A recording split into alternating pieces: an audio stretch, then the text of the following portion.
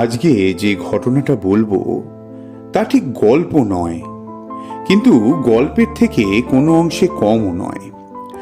আপনারা শুনেই ঠিক করবেন আদৌ সেটাকে গল্প বলা যায় কিনা। কলকাবাড়ি জায়গাটার নাম শুনেছেন? ছোট্ট একটা গ্রাম। না শুনলেও ক্ষতি নেই, কারণ এখানে স্থান মাহাত্ম্য বিশেষ নেই, তাই না জানলেও বিশেষ ক্ষতি হবে না। তবে এইখানে জেনে রাখা প্রয়োজন যে এখানে একদা লালমুখ সাহেবদের বসতি ছিল, তা সে অনেক আগে যদিও। তো সেই বসতি আজও সাহেবপাড়া নামে পরিচিত। তবে সেখানে আজ আর ওই লালমুখরা থাকে না, বরং রোদে পোড়া গ্রামের কিছু কালো মুখ আপনারা দেখতে পেলেও পেতে পারেন। তা এহেন একটি গ্রামে আমার রাত্রিবাসের করুণ অভিজ্ঞতাই হলো আজকের বিষয়বস্তু। আপনারা শুনেই ঠিক করবেন সেটাকে কি আপনারা গল্প বলবেন। তো যাই হোক, সেবার আমার বন্ধু তরুণ অনেক করে জোরাজোরি করলো একবার তার গ্রাম কাঁকনখালিতে আসতে। ঠেলতে পারলাম না। তরুণের গ্রামে যেতে হলে ওই কলকাবাড়ি গ্রামে সাহেবপাড়া বাস স্ট্যান্ডে নেমে অন্য একটি বাস ধরতে হয়। ফেরার সময়ও ওই একই ব্যবস্থা।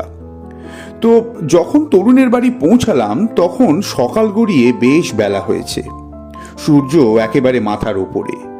তা সেখানে গিয়ে কেমন করে সময় কাটলো, কি করলাম, কি খেলাম অথবা কি বললাম, এসব গল্প এখানে একেবারেই নিষ্প্রয়োজনীয়। তবে হ্যাঁ, বের হতে প্রায় অনেক সন্ধে হয়ে গেল। তবে ভাগ্য বোধহয় সদয় ছিল, বাস সহজেই পেয়ে গেলাম। এইবার সাহেবপাড়ায় নেমে অন্য একটি বাস ধরতে হবে। তা বাসের জানলার ধারে বসে বাসের দুলুনিতে সবে একটু তন্দ্রা এসেছে বুঝলেন, বাসের একটা বিকট আর্তনাদে ধরফর করে উঠলাম। কন্ডাক্টর তার লাল ছোপ ধরা দাঁতের শাড়ি বের করে বলল কি যেন একটা কল বিগড়েছে। অগত্যা নামলাম বাস থেকে। ততক্ষণে দেখি চালক মহাশয় তার অর্ধেক শরীরটা বাসের নিচে ঢুকিয়ে দিয়ে কি যেন একটা অস্ত্রোপচার করছে। তা অস্ত্রোপচার যখন শেষ হলো তখন ঘড়িতে প্রায় 8:30 বাজে। তা বাস আবার চলতে শুরু করলো। আমিও আবার বসলাম জানলার ধারে। তারপর যে ভয়ঙ্কর গতিতে বাসটা চলতে শুরু করলো কি বলবো। আমি দেখলাম একটি ছোকরা বাসের জানলার পাশ দিয়ে হুশ করে একটা সাইকেল নিয়ে বাসটাকে অতিক্রম করে বেরিয়ে গেল। আমি করুণ দৃষ্টিতে একবার বাসের দিকে আর একবার চালক মহাশয়ের দিকে তাকালাম। সে অবশ্য তখন বিড়িতে সুখের টান দিতে ব্যস্ত। সাহেবপাড়ায় যখন পৌঁছালাম তখন রাত প্রায় 9:30। গ্রামে 9টা মানে অনেক রাত। তারপর বজ্রাহত হলাম যখন শুনলাম কলকাতা যাওয়ার শেষ বাসটা চলে গেছে। আমি অসহায়ের মতো দাঁড়িয়ে রইলাম। যে কয়েকটা যাত্রী নেমেছিল তারাও হাতে টর্চ নিয়ে এদিক ওদিক অদৃশ্য হয়ে গেল। আমি পড়ে রইলাম একা। চারদিকটা একটু ঘুরে দেখলাম, না, জনবসতি কোথাও নেই। তবে অদূরে একটা বড় লোহার গেট চোখে পড়ল। এগিয়ে গেলাম সেদিকেই। দেখি এ এক পুরনো পরিত্যক্ত গোড়া সাহেবদের কবরস্থান।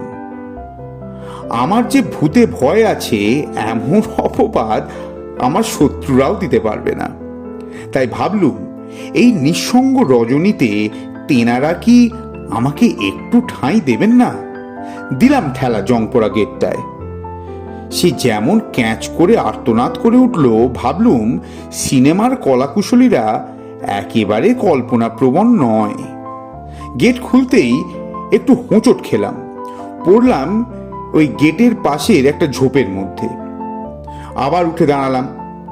ভূতে ঠেললে নাকি হে, মনে মনে হাসলাম। চললাম এগিয়ে। নিজেকে বেশ হালকা লাগছিল। তা রাত্রিবাসের জন্য একটা মানানসই শ্বেত পাথরের একটা কবরস্থান পছন্দ হলো। কাছে গিয়ে দেখলাম এ কোনো এক ওই মেম সাহেবের কবর। ভাবলাম মহিলার কবরের ওপর কি রাত কাটানোটা ঠিক হবে। আমি চরিত্রহীন এমন অপবাদ আমার অতি বড় শত্রুরাও কিন্তু দিতে পারবে না। সেই জন্য একটি সাহেবের কবর দেখে জমিয়ে বসলাম, বুঝলেন। তা সবে সিগারেটটা ধরিয়েছি, কবরটা কেমন যেন নড়ে উঠল। না, সাহেব যে জীবনদশায় একেবারেই বন্ধুসুলভ ছিলেন না তাতে কোনো সন্দেহ নেই। তাই উঠে দাঁড়িয়ে ভাবছি যে ওই মহিলা ভূতের সঙ্গে রাত্রিবাসে কি চরিত্রস্খলন হয়। ঠিক সেই সময় অদূরে একটা ছায়ামূর্তি দেখতে পেলাম, যেন আমাকেই ডাকছে। না মানে আমি যেতে চাইছিলাম না, কিন্তু জানি না কেন মন্ত্রমুগ্ধের মতো সেই ছায়ামূর্তির পিছনে চলতে লাগলাম। সেই পুরানো গেটের কাছে গিয়ে দেখলাম কে যেন ওই গেটের পাশে ঝোপের মধ্যে উপুর হয়ে শুয়ে আছে।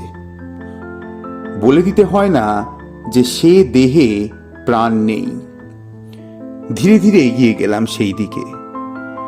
আমার বুকে হৃৎপিণ্ডটা আন্দোলন করতে শুরু করেছে। বড় কৌতূহল হলো। দেহটাকে সোজা করলাম। মুখটা কেমন যেন চেনা লাগলো। এ কি? এ তো আমি।